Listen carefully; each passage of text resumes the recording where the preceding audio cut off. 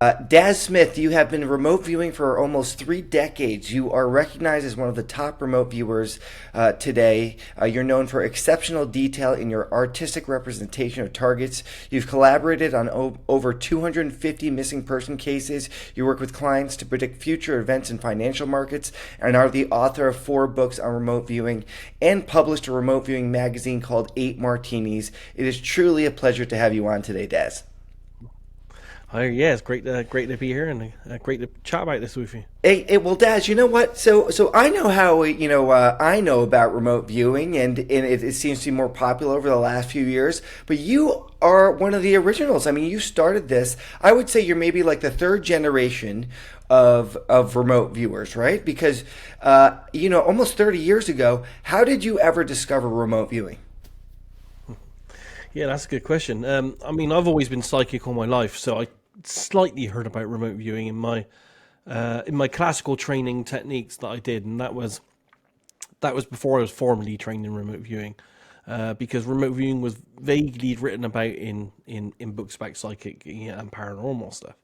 But I kind of really heard about it when I attended a UFO conference in 1992 here in the UK in Leeds, and I saw a person on stage, and they were talking about how they'd use remote viewers to back engineer where UAPs had been coming from. And they went on to say that remote viewers were trained psychics, trained for the U.S. military. And when I heard that, then that was it. I was hooked from that point onwards. I want to talk a little bit more about your traditional psychic training because I spoke with Angela Ford. I've spoken with Paul H. Smith, and kind of I didn't start to see progress in my own remote viewing till I started to listen to what Angela said. And she is more focused on, channeling, doing she's in the world of, palm reading and tarot cards and this sort of thing. And whatever it is, it seems to be that technique has worked through, the course of history. So tell us about what are your thoughts on that type of psychic training? And do you feel like that gave you like an advantage? Tell us how you got into that and what was your training in that? Yeah, absolutely. I mean, I'm different from a lot of remote viewers out there in that I've been addicted to this kind of research all my life. So, from the age of 10 onwards, so that's 45 years to me. I've been reading all kinds of books on psychic techniques and stuff. And formerly from the age of 12, I trained in what I call the classical psychic techniques. So, as you said, channeling, clairvoyance, mediumship, healing. And I used a lot of tools as well. I trained in a lot of tools like scrying mirrors, crystal balls, tarot cards, sand reading, tea leaf reading. Pretty much everything out there I tried at one point or another. And I think that's given me a huge advantage over most remote viewers, because most remote viewers, they kind of stumble along remote viewing and they haven't had that background. Whereas, I did spend quite a lot of years playing with the other techniques. And I had a natural ability as well that came from my mother and my family background. Okay, so tell us about that background because I find that some people that they can have apprehensions just because of, let's say, they come from a Catholic Christian background, something like that. I've been called before, when I've done this for people, girls have called me a, devil worshiper, things like that, right? So, they are just not open to the reality of this mind-to-mind connection that exists. Whereas if you were going the traditional route, you're open to this stuff. If you grew up in like a gypsy sort of culture, this sort of thing. So, what was the culture that you grew up in that gave you that? Were your parents psychic? Yeah, it generally comes from my mother's lineage, really. And she was obviously interested all her life as well. And from a very early age, she was I guess the lead, not the leader, that's not the right word, the director of the local what we call spiritualist church here. We had a very large spiritualist movement here in the UK. That's essentially like a normal religion, other than they believe in life after death, and they believe that you can talk to the dead as well. So for me, growing up, every Sunday we were at the local spiritualist church, watching people at the front of the church give messages from dead loved ones to people in the congregation. So I grew up with that, and my belief and my kind of research on this kind of expanded from that, really. Yeah, because I mean, your background. I mean, to me, it's hard to distinguish. I mean, to me, you sound like Conor McGregor, and I mean, are you Irish? Do- No, I wish. Yeah, I come from the West Country, so Okay, I have that kind of very strange accent. okay, because I know it is. This sort of it's a cultural thing. Having these sort of these sort of practices that people don't do. So. Take us to the transition. So, were you having success in doing the traditional, let's say, yeah, clairvoyant techniques? Yeah. Yeah, absolutely. For example, the in one experience, I joined. This was probably I was probably in my early 20s, and I was asked to join a an advanced psychic circle group. So that essentially is a group of 5 to 8 psychics that trying to experiment and use advanced techniques to see what they could do. And for 15 years, I met these guys once every 2 weeks, and we did a bit like what Angela does. We did these channeled explorations, kind of launching ourselves off into the universe around us. And then I ended up having lots of conversations with non-human beings, which I recorded in a book called Surfing the Psychic Internet. So lots of really interesting, good and bad experiences from that kind of thing. Take us through that though, because now if you go online, you're on Google. People like Bashar, who are claiming to be channelers, are very very popular. Who are claiming to have conversations with other entities, and also the work that Angela did, and whatever it may be, when you're calling upon something to help you see something, right? It could be your higher self. It could actually be Yeah. another entity. We don't know what it is, but it seems to work. So Yeah. so how was that for you? Did you feel like you were actually channeling a spirit guide? Yeah, most definitely. Although, unlike remote viewing, it's hard to be able to quantify that with scientific data and feedback. I can't prove it to anyone. Um, a lot of it was quite abstract. It was working for me, and the data you get from that kind of experience is a bit more personal in nature. And it's very spontaneous as well, which is why I prefer.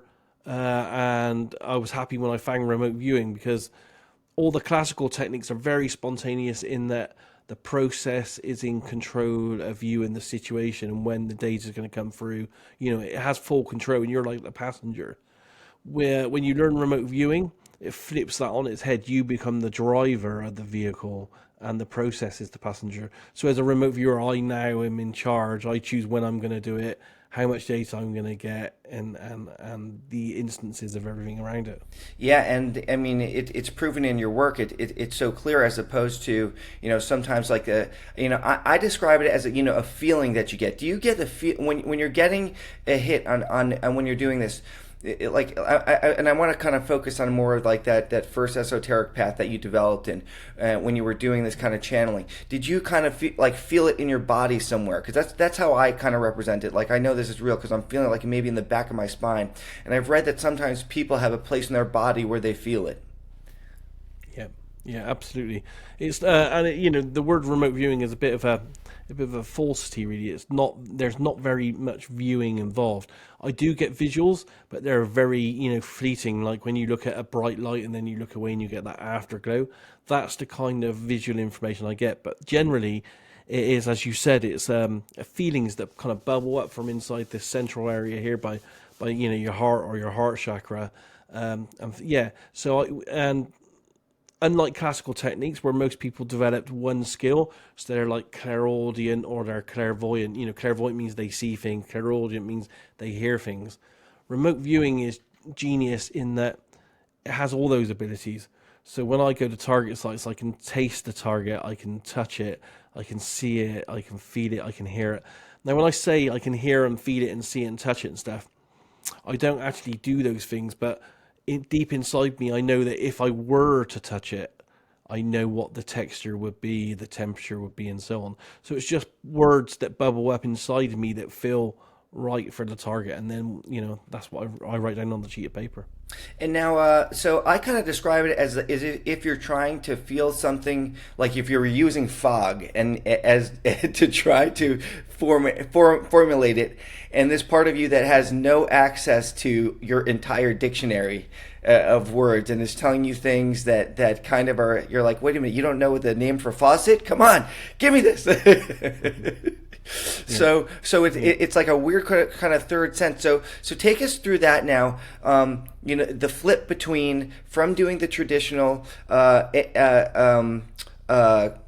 techniques to now what you found the difference was when you went into the remote viewing, because you took Lynn Buchanan's course, right? Is that how you learned originally? I didn't learn from Lynn. I learned from another guy in the UK in 1997. It's the same technique. It's called CRV, or controlled remote viewing. So yeah, it's a method that was born from the military and intelligence. And the difference is that the classical techniques, they're taught hand to hand, or they're taught from books. And as I said, it's very spontaneous. It's very there's not really any methodology to you getting your clairvoyant or your channeled information. It literally is off the cuff, very kind of natural and flowing. And as I said, that's very spontaneous. So you're not in control of the process. Whereas the remote viewing I now do, the controlled remote viewing, is very formalized. There's set stages. You have to, there's admin, for example. You have to write your page number at the top and your name at the top as well. All the data's structured on a page. And that's good because it means that anyone that comes along later can look at my 20 or 30 sheets of paper, and they can see in like a visual handwriting and in the structure, that's almost like a video and audio recording of my psychic process, but on paper. So you can see how the data came in through me and how I then interpret it and put it on paper. So yeah, it's a very formal, very structured method, whereas the classical stuff is very abstract and very personal to each person.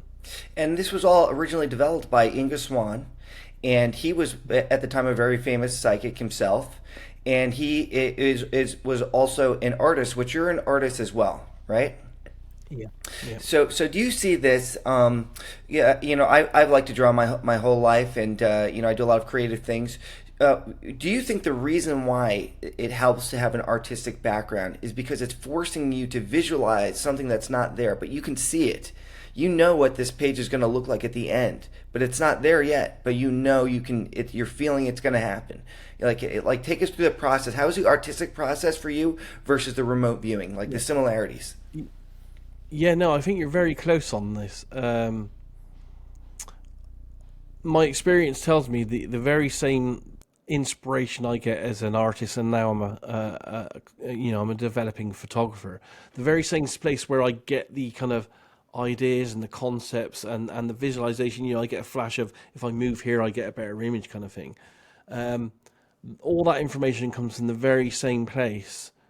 So creativity comes from the very same spaces where I get my intuition kind of data, and it's very similar. It's very similar. I would probably say it's the same information. So artists and dancers and musicians, anyone doing anything creatively, I think they're actually getting or accessing the same zone or field where I get my information. They're just interpreting it in a slightly different way. So I think all this creativity and all intuition all stems from us just being able to access this field of information that seems to flow for everything in the universe. Now, do you believe, I'm glad you talk about the field of information, because, when you've been practicing this now for many years, and it obviously has, changed what you think about, consciousness, right? So, I don't know if you've ever heard of Rupert Sheldrake. He thought that, consciousness was, you were like a receiver for consciousness. And really, the universe has one mind, and you're just taking in this information. That's kind of the reason why, you see a lot of inventions come out at the same time. People that discover things at the same time. It's like, how did that happen? Well, it's like you're just tapping into information that was already there. So what are your thoughts on that? I totally agree. I totally think that's what's going on. And me as a remote viewer, when let's say for example I'm given a target of I don't know, the Eiffel Tower in Paris, There's not a part of me that's going to the Eiffel Tower to get information. All I'm doing is tapping into all the information that ever exists right now and that ever will exist about the Eiffel Tower, and it's part of me. So the information about all this, the Eiffel Tower and everything, is actually a part of my being inside of me. So I'm just all I'm doing as a remote viewer or a psychic and intuitive. It's just quieting my mind enough that I can listen to and pick up on these very subtle vibrations and signals. And that's all I'm doing is over the 30 plus years I've been now training in remote viewing, all it has been really is a journey in me learning to understand these signals and these very faint impressions that I'm getting and being able to interpret them better on paper as year on year as I go by. Now, are you seeing that some of these things overlap? Like, have you tried to do, let's say, telepathy? Like, have you tried to? How's that gone? Yeah, it all overlaps, and although this is controversial, I'm of the opinion through some of the experiments I've done that one of the major proponents of remote viewing is very much a telepathy aspect. Because there's some kind of connection between the person that tasks the target and the remote viewer. We also know that the analysts, the people that are then looking at the feedback and the data afterwards, they seem to have some kind of impression on the target at all levels as well. So there's definitely a joint. I don't know if telepathy is the right word, but there's definitely a joint consciousness symbiotic relationship going on between anyone that looks at the data. Have you found that now? Have you ever heard of Eric Wargo? So No, I don't think I heard that So, name. so Eric Wargo, he's got a couple books on time, right? It's called Time Loops, and he studied this for a long time, and he believes that the reason why these things are possible is because everybody's connected to their own timeline, right? So time almost exists like as a block. Everything happens at one time, so that's why it's so important that you get the feedback, because the feedback is almost what is you were connecting to your own timeline of seeing that you were going to get the information in the future and your reaction to learning that information. So do you think that there's any sorts of like what do you think about that? Do you think that time has any sort of relevance to how this may all put together? Because if you couldn't get the target, if you couldn't get confirmation that of the info that you were going to get, I mean, how there's no way to know, right? So do you think it's really you grab the information, or it's maybe you're just feeling the information you're going to find out from the person hosting or whatever? Yeah, that's again another good question. I don't think we had the full answer. My experience tells me that that is definitely going on, but there is actually more than that at the same time. We know, like, as a phenomenon for people that are first starting in their remote viewing practice, that they tend to at first remote view their own feedback. It's almost like a shortcut to the information. I don't think that's the case, for everything though, because I have worked targets when all I've told is, well done, thank you, and you did a good job, but I'm not actually given any other feedback other than that on the target. But the client is almost telling me that I'm accurate.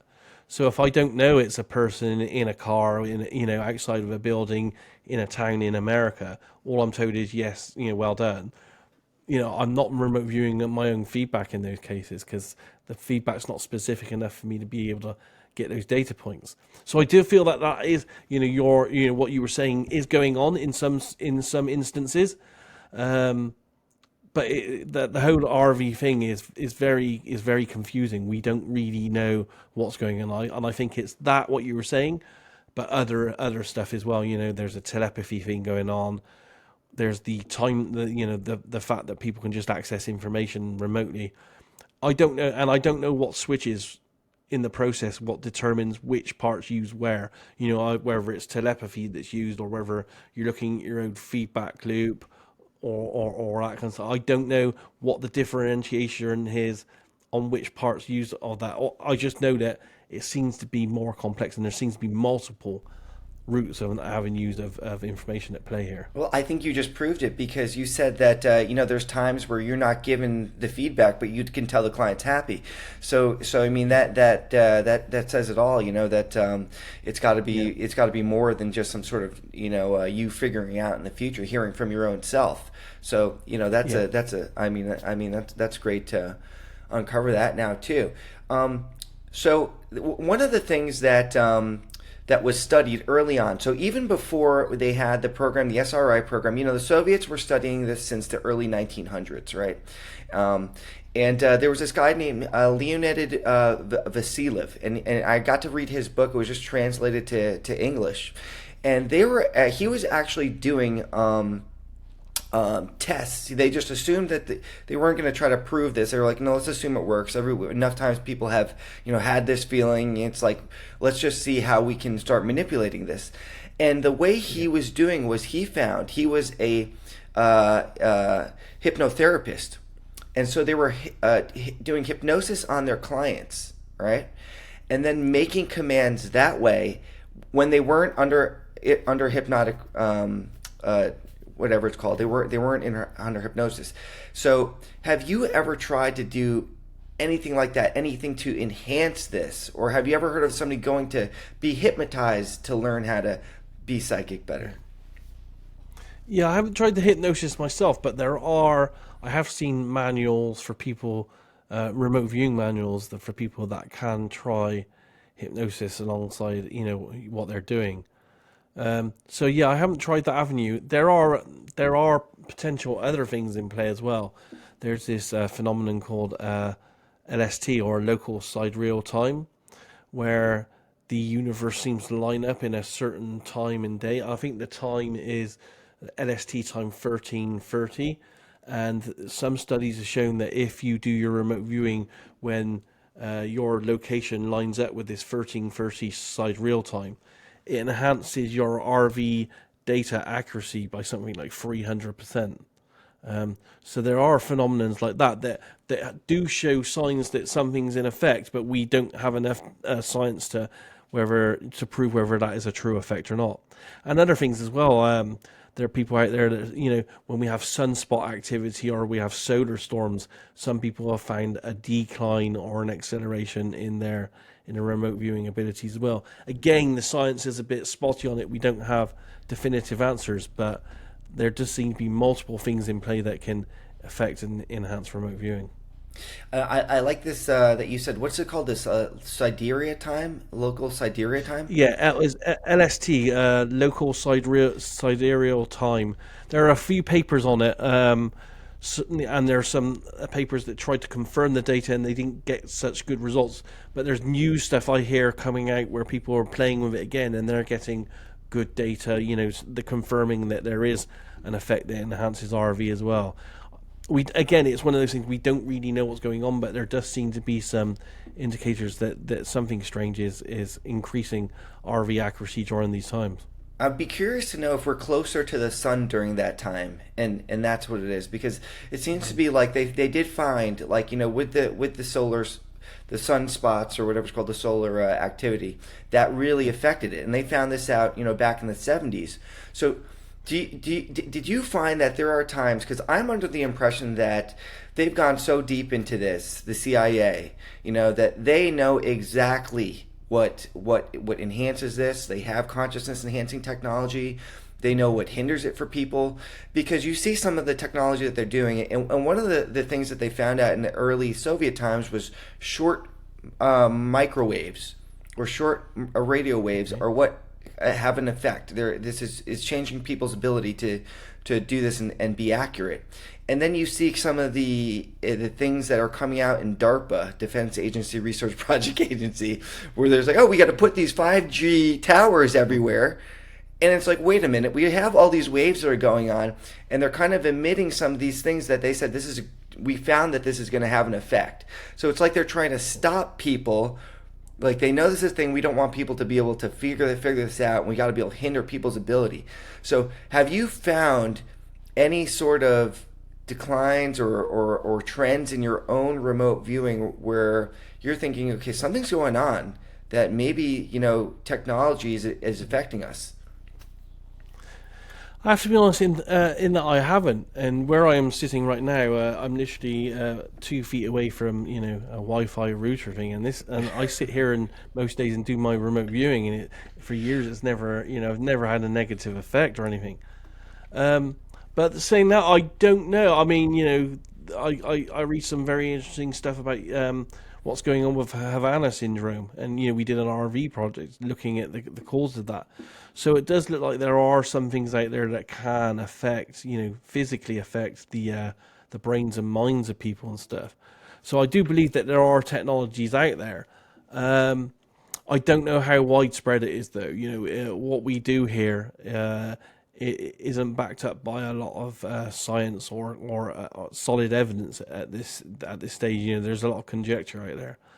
But as you said, in secret, it makes you wonder what they are working on. Especially things with like what Elon Musk and the people are doing with the implants in the brains, because it's looking like very soon we will have artificial, devices or artificial telepathy from these devices. So that's going to be interesting. Maybe there might not be a need for natural psychics very soon in the future.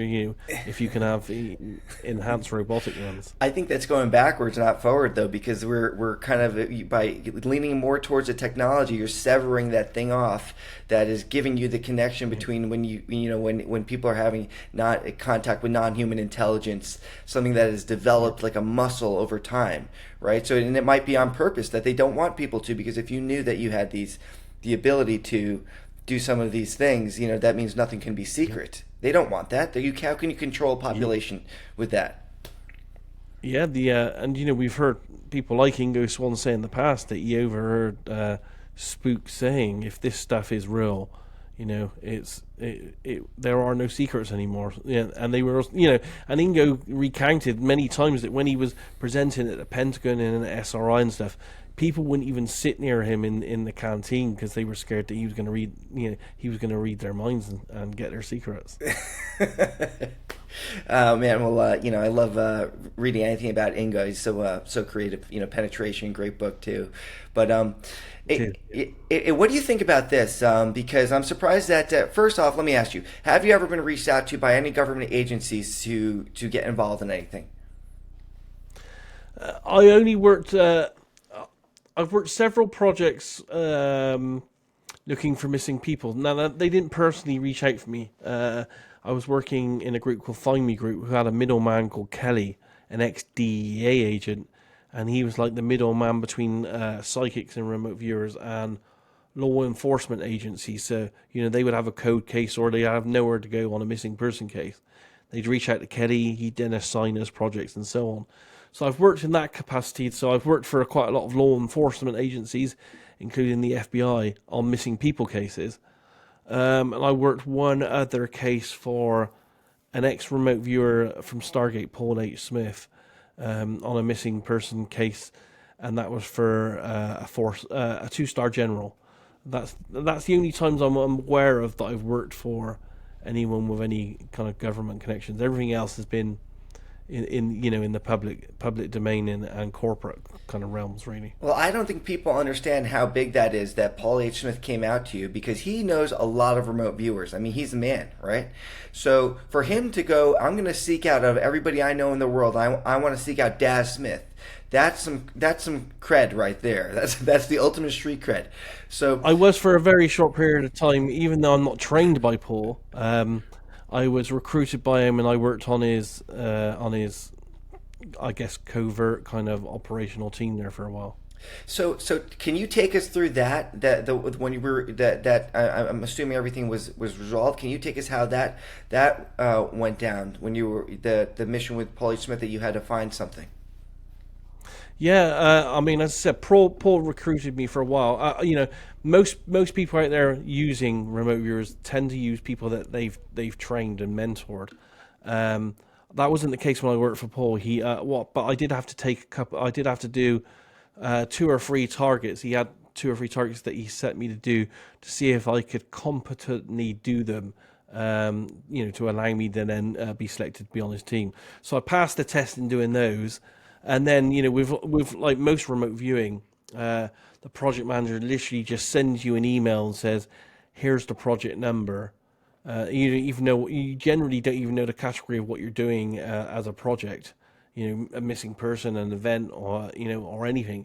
It's literally just a random number of eight numerical digits, and told you have a week to do your remote viewing. Email it back as soon as possible. So that's essentially how it works. And you don't usually get your feedback until the entire project's finished. You hand over all your data, and then you might get what we call an information packet saying, "Okay, this is what you were looking at. Do you have any questions or comments on that?" So tell us about like it was a missing person case though? Did they find the person? I didn't have too much feedback on it, to be honest. I Okay. don't know if the information we provided helped very much. I believe it was a missing soldier in Iraq or in one of the Middle Eastern countries. Yeah, but I don't have a huge. All I have is a letter from the 2-star general thanking me for taking time out and for helping. Yeah, Yeah. that's on my website. Yeah. Yeah, so obviously it was successful. Hey, Again, when you're an operational remote viewer, because I've been doing these kind of things for like 12 years now, most clients and stuff just say, thanks, well done. You don't usually get a lot of feedback. and then you see them drive up in a new Ferrari or something with the with your crypto Well, yeah, predictions. yeah. I mean, I think you may know for the last 10 years, I've been looking at cryptos and markets for a future forecasting group. So in the case of doing those, I do know what the feedback is, and when I'm working a crypto target for them, I do get feedback, so I know what after I've done the project. You were looking at Bitcoin or the S&P 500, and that has allowed me then to take that information and use that for my own investments. So that's a good one that people want to know about, because when the first thing you think of when you're thinking of any sort of psychic ability, you're thinking, I want to use this to get rich, I want to use this to enhance myself somehow. So could you tell us through how you would do a remote viewing for a financial market? Yeah. So, for example, we do a lot of this through, as I said, my current employer, a future forecasting group, and essentially, I'll just get given a random number, and I'll be told it's a crypto, and that's okay knowing that up front, really, on the crypto target, because there are over 3 million of them. So they're essentially wanting me to hone in on one in 3 million. And to give them, financial information. And for me, knowing it's a crypto up front, it allows me to specifically tailor my remote viewing data to then draw charts and then try to describe the CEO, the logo, and I'm trying to describe the logo and the CEO and the team behind it, and then the actual technology itself. So that, once we do get that feedback packet, we can say, okay, Daryl drew this logo, this CEO, this technology. Is that actually what he was looking at? And if it matches, then that gives a good indicator. We know then, okay, Daz, did a really good job on the logo. It looks like he's really on this. And this is the chart, and this is how he said it's going to move in the next 2 years. So if he's good on the rest of it, hopefully the chart's going to be good as well. And that's essentially how it works. And as I said, I've been using this data myself for my own personal investments, and I'm at it's actually in a slightly down month at the moment for my investments, but I'm still at something like 455% at the moment. Yeah, and it's amazing. And because with financial markets, it's so relevant, the actual time. The time almost matters more than anything, right? So how do you put a restriction on when this is going to happen? Because you could be so accurate on the chart, but this could be maybe from July to December of next year. So how, when looking at time, because I found that this is a big issue too with any of the remote viewing that I've been doing, it's no, tomorrow at this time is what we're looking for, not the next couple minutes. How do you regulate that? Yeah, I mean, what we do as part of our process when we're looking at the cryptos and the markets is, on the sheet of paper, I will actually do timelines. So I'll say, okay, this is a timeline for the next 6 months. So between, November and May next year. And then I'll do the next chart underneath it, which will be a 12-month chart with, individual month marks on it, and then a 2-year chart with individual month marks on it, and then I'll draw how I think the chart's going to go up and down. So you can initially look, at any month in that 2-year window and say, okay, Daz says this month it's going to go up, and then next month it might drop down again. So you can get quite accurate information from doing charts like that. Do you mix it with headlines? Because for me, I think in terms of headlines. So you think of like, Nasdaq down 400. This collapses. The Fed Chair Powell causes this, and then good or bad. Are you using that at all when you're doing your predictions? Not as part of not part of those specific crypto lookings with remote viewing. As a separate project within future forecasting for 9 years, on a rolling month by month basis, we look a month ahead and we put out predictions on what's going to happen the next month. So, for example, literally just this week, because we're approaching the end of November, I have to do some remote viewing this week to predict what the top 10 news stories going to be globally in December of 2025. And one of the things I personally focus upon, or two of the things I personally focus upon when I'm looking ahead a month, is I will try to get the top financial news for December 2025. And I also look at the top Bitcoin news for 2025 as well. So I try to get at least two data points financially, and that usually that's becoming quite accurate as well. So on a month by month rolling basis for 9 years, I've been quite accurately being able to predict if the market's going to go up or down, and if Bitcoin's going to go up or down. Have you tracked your own progress over time? Meaning, like in particular, like let's just stick with the crypto and the in the financial world.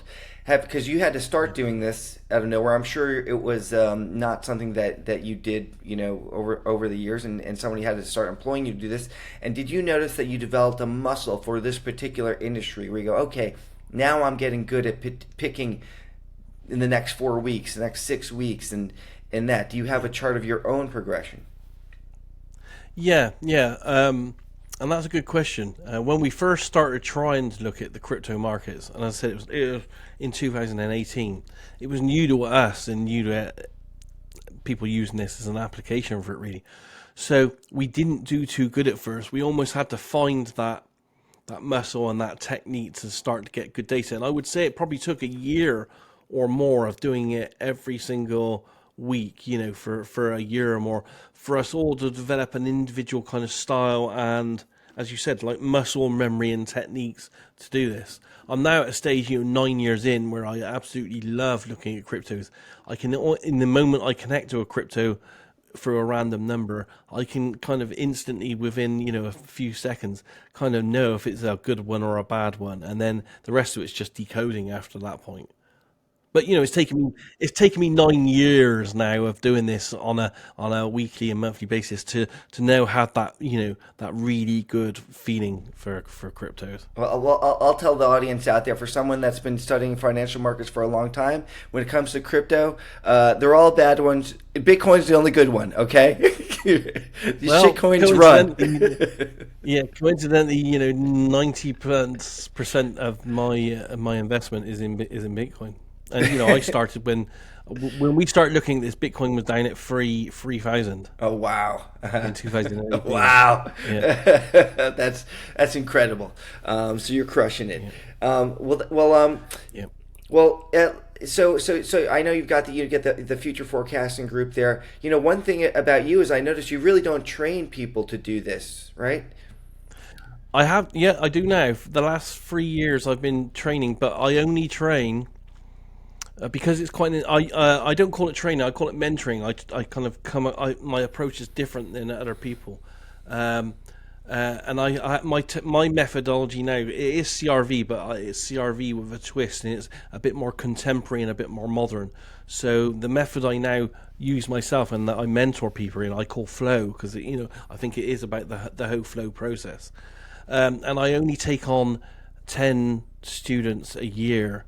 And I usually mentor them for approximately 14 months. And during that time, they'll go through an approximate 125 targets with me, and they'll all be personally marked by me with feedback on how they're doing and their whole process and everything. So that's why it's a long, intensive, almost one-on-one process.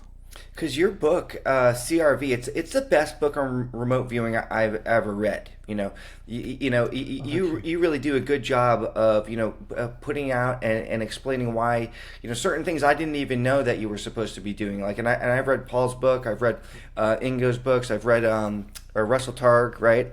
And until I read your book, I go, oh, there's actual real structure here. This is how you should be doing it, the step by step. So I found that kind of unique. That even though you have this great book, I didn't see that you really advertise that you took on clients, like the same way like that a Monroe Institute does. Yeah, I try to keep it downplayed. As I said, I do advertise. In fact, I'll be putting out an advertisement later this week about the class that's starting in January. But I'm very picky on who I take on, because the people have to, number one, be of sound mind.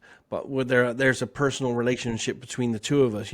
They need to get on with me, and I need to get on with them, knowing it's at least a 14-month journey we're going on here, where they have to do homework every week, kind of thing. So yeah, it's not like I can go out there and advertise and take on thousands of people, and do a weekend course. For me, it's a very intensive training kind of system, and most of the people that I've trained or mentored, as I like to say it, are now working for me once they, if they do pass. And we do have within all remote viewing, you have a big dropout rate. So we have something like a 50% dropout rate, because it's so intensive and it's a lot of work, and some people aren't quite ready for it. But those that have survived and gone on to the end are now working with me under, in Future Forecasting Group, and in another group I play with called the Hellfire Group. We're working on projects together, and they are in paid employment as remote viewers. Wow. Hey, tell us about Hellfire Group. Yeah, Hellfire Group, that's something I came up with about 4 years ago. And I essentially created and approached the best remote viewers I found on the internet, because I'm in many different groups and circles, so I'm quite lucky to have access to a lot of people. And the very best people I found that were practicing and learning this art, I compiled and I invited into this Hellfire Group. So there's only about 8 of us in there on a rolling basis. And we essentially, once every 6 to 8 weeks, we work on a mysteries type target. We all take a role in tasking a target. So not only are we remote viewers in it, once in every 8 or 10 targets, we become the project manager tasker as well. And we have to learn how to, or they have to learn, because I've done this myself many times, they have to learn how to set a project up and then set it out to remote viewers, get them to go back to the target, and then compile a proper, report like a client would want to receive. And we do these, and we put these online on our website, hellfirerv.com. And, there's all kinds of mysterious projects on there where people can go and they can have a look at the raw data. Everything we get as remote viewers, we put straight up there as video content for people to watch for free. You've done some cool live remote viewing, that's something that people are really definitely scared to do. So, you've got the credibility across the board. So, I want to know this though. So, here, before I forget, have you guys ever? Because I thought this. If you want to talk about financial markets and predictions, and what would be a big hit is predicting Donald Trump's death. Right? Has anybody ever tasked you to do something like that? Is a world leader going to die because, let's say, the president of Venezuela is going to drop dead, or whoever it may be? You can short that currency, right? But the thing with the Trump thing, 80-year-old man, how much time we got, Daz? We got to put you on this.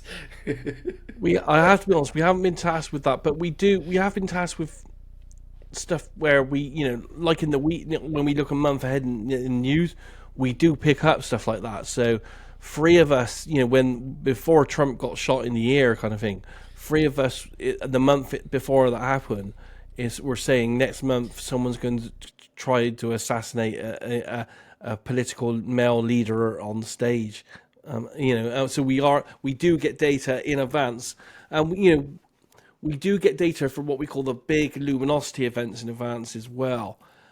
We had data in advance for COVID. We had data a month in advance for the Israel-Palestine war that went on. So what we call a luminous event, these big events that affect millions of people globally, they seem to sometimes hijack us, and we get data on those bigger events. But if anyone follows us, we have predicted several things that happened to Trump, and we do on a rolling basis predict other stuff that happens to dignitaries and political people and celebrities and stuff like that in the news on a monthly basis. Yeah, and do you just match up all of your findings to go, okay, this is most accurate? Because, if three out of four of you get something, that obviously that is something you should look Yeah, into. we all approach it differently in how we analyze, how we match our data. I don't class mine as a hit unless I can find at least 10 of the top global news sources talking about what I said's going to happen, and then if that happens, I then class it as that's a hit. And on my predictive stuff, which is what we're discussing, looking ahead on the news and stuff like that, I'm running it around about 65% accurate. So it's not my best remote viewing. My future-based stuff is slightly down accuracy-wise than if I look at something in the past or in the present. And when I'm looking at those kind of things, I'm up in the late 80s in accuracy. So I'm over 80% accurate over 80% of the time. When it's a future-based thing, the accuracy drops to 60 to 65%. So if Okay. I tell you 10 things, 6 to 7 of them will be correct. Okay, to me that's outstanding, right? So what is a good accuracy rate for a remote viewer to where you would say, okay, this person is at an above competency place, and what's a Yeah. percentage? Well, it depends on the situation, doesn't it? For example, if you're doing what we call ARV or associative remote viewing, where you're looking at, let's say, the outcome of a sporting match, and you need to know if Team A or Team B is going to win, you can get 3 remote viewers working, and they only need over something like a 50% accuracy for you to be able to determine whether you should go for Team A or Team B. So in some cases, you can get, a very small, low accuracy will just give you that edge for you to make a decision. But on bigger projects, you might need a lot more in-depth information to help you make those decisions in on that course of action you're going to need to take. Let's say old school coordinate remote viewing. So you're thinking about taking someone on to future forecasting group or Hellfire group or work for you in some capacity. What is a statistic that you need to see for you to say, okay, this person's worth working with plain coordinate remote viewing? Yeah, it's not quite as easy as that, really. But I would generally want to see a portfolio work. So I'd want to see at least 10 of their RV sessions, showing a range, of maybe something that doesn't exist. So something like a crypto or a S&P 500. I'd like to see them maybe look at some physical things, structures. I'd like to see a target or two on an event in the past or in the future, and then I'd look at it as a whole and say, okay, can I read their writing? Because that's a big thing. You have to be able to read what they're putting down on paper. Does it look good what they're putting down? Is it something you could put in front of a client? Are they getting accurate data? And also, can I work with this person? Will this person work well as a team, or is there a bit of an ego involved? Because one of the things in remote viewing, well, I guess it's within most circles really. If you can't get on with the people, there's an ego, or they're just abrasive, then that could really damage you and the team output. So you really have to learn, and it's probably more relevant to remote viewing really, you really have to learn to trust in each other and trust that the person you're working with isn't going to damage you in any way, isn't going to give you a bad target, isn't going to show you up in any way. So yeah, forging this trustful relationship is one of the key elements in working as part of a team. Okay, and now this is more of a beginner question, but what do you say is one of the like the top ways to get rid of analytical overlay? Yeah, for me, I'm lucky because I'm using the CRV method, which Ingo created. And, one of the main functions of this method is to be able to determine what we call analytical overlay or noise from the signal as it comes down on paper. The other thing really is over time. Me doing this 30 years now, using the same method, I kind of can sense the very slight difference between my imagination kicking in, or what's the feeling of the data when it's real and it's high on signal. But as I said, that's it's a very subtle difference in the feeling of it, and it's taken me, nigh on 30 years to be able to learn this difference. But it makes sense what you said. It's the feeling. Goes back to what we were talking about earlier. It's a physical sensation that you get somewhere. You said you get it, Yeah. right in the heart chakra around there, the spine, and that is. Yeah, right. For me, it all bubbles from here. But and I don't know if you know this, but science has actually shown that within the central nervous system, we have tens of thousands of brain cells or neuron cells actually in and around the heart itself. They call it the little brain in the heart. And where we say to people, I get a gut feeling or a gut instinct. That's because we do have this extended brain actually around the heart in this area. So that's where I think the information is coming from. Those neuronal cells, I think they call them mirror neurons, and they're packed in and around the heart area there. And do you have to do any sort of meditation or anything to get into a state, or you don't do any of that? You just kind of go right into it now. I used to, and for most people, it's good to at least do 5 to 10 minutes meditation just to cool down, because we all got a lot going on in our lives. We're all worrying about paying the rent, and we got kids and grandkids and parents, all that kind of stuff. So we are under a lot of stress. So it is good to literally take 10 minutes out and just try to move all that to one side, so that you can just free yourself up and calm down to do the remote viewing. But over the years, I found that myself, I don't really need that anymore. I can literally just say, okay, I'm gonna start now, and I'll fire up my tablet, because I do all my work on a tablet nowadays, and you literally just go just get the number and just go straight into it. Yeah, and I practice myself in so many scenarios that I can do this anywhere now. I've done it on planes, trains, and automobiles, in cafes, in the lunch hour at work.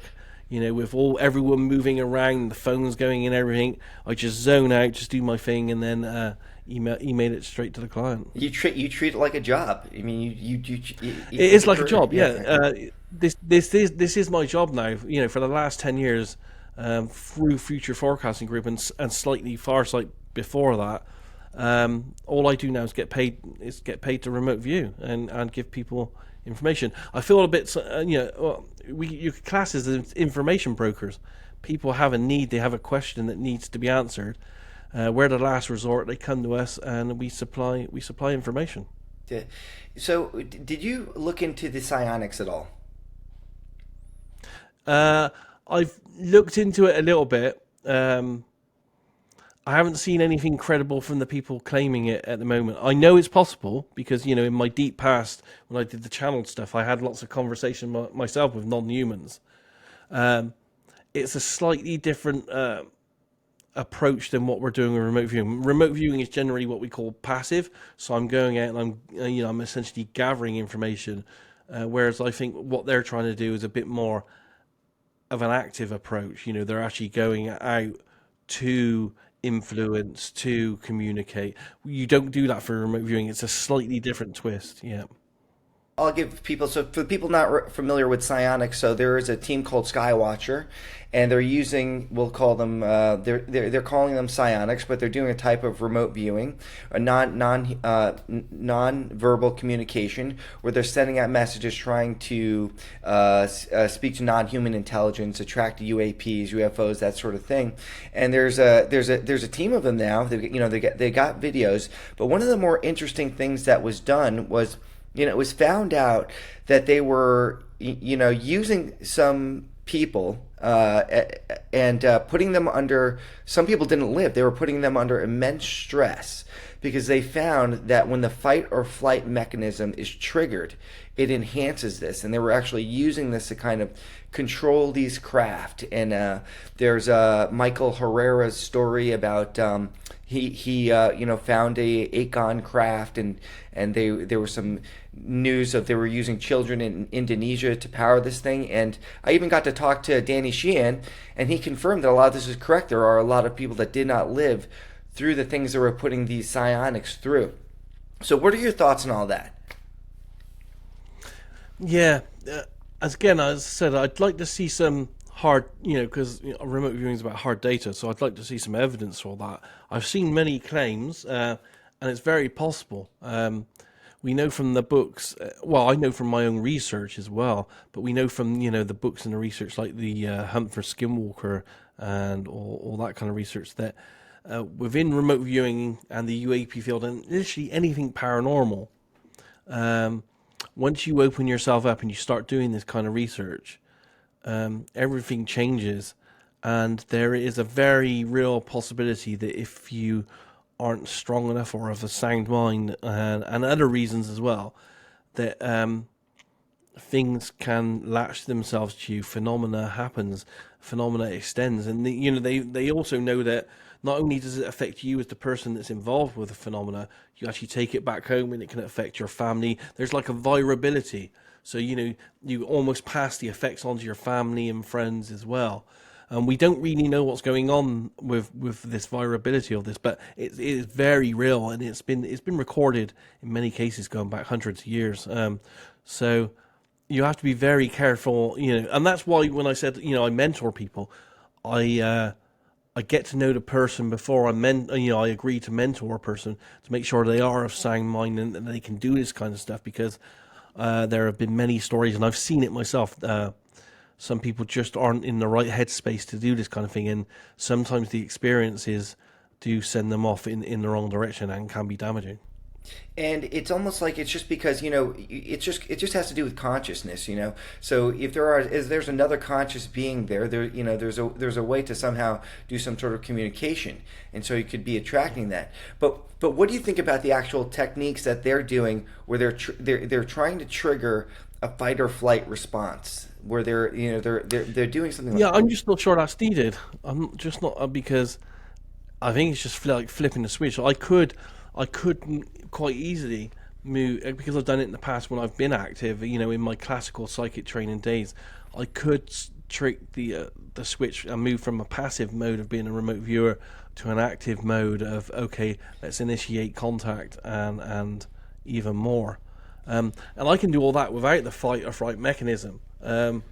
So I just don't think it's needed, to be honest. I don't know where to go with it. It sounds like to me that you're not buying the Skywatcher thing yet. It all sounds interesting, but it's like with remote viewing. The good thing about remote viewing is I do my experiment, I get feedback. You can, you're doing it under blind conditions, all scientific conditions, so you can say, okay, it's a perfect experiment. Here's the data. Were you accurate? Yes or no? And it's all there. It's hard data, and you do it over thousands of times, and it's repeatable. You can see it. What I'm hearing so far, there's nothing to back it up. I need more. I need data. I like this. This is conflict in the psychic world. He's not buying it. Daz is a disbeliever. I mean, I know that anyone out there, we all can access all parts of the universe and talk to, all kinds of beings, because they're all around us on many different levels. We've recorded it throughout human history. Fairies, demons, succubuses, aliens. That they are there. These non-human beings. They've always interacted with us on many levels. As again, though, it's quite anecdotal. It's in stories, it's in books, it's in fairy tales, it's in witness testimony, but there's nothing solid. This, like my experiences, I had 10 years of experiences of talking to non-human beings, some of which I had these battles with, and they followed me, they wanted to harm me, all this kind of stuff. I wrote it in a book. They were my experiences, but I can't prove to anyone that any of those experiences are real.